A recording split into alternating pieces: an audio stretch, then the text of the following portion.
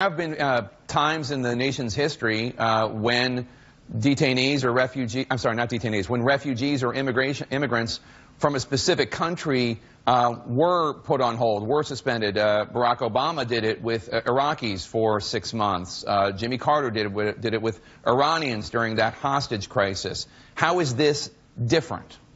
Well, I don't know the details of those orders, but I can tell you this much. You've got 7 nations that are included with no criteria whatsoever. Again, someone may be already a permanent resident of the United States. They may have served in our military. It doesn't matter. According to this executive order, they could be detained. They could be sent back for no reason, no clear, specific reason. And on top of that, at the point in this executive order on religion, should be chilling to anyone in America who cares about religious liberty. There is an exception made, a potential for the exception made for anyone who is not Muslim.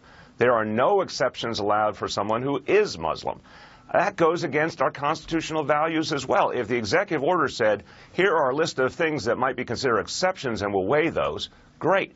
But the only category where it allows for people to be considered for entry is if they are non-Muslim. Well, to be clear, what the executive order says is it provides for prioritization if people are of a religious minority in these countries, and obviously they are a majority of Muslim countries, but theoretically we don't know how it's going to be implemented. Theoretically, that could be a Sufi Muslim could be considered a religious minority, a Shia Muslim could be considered a religious minority, no?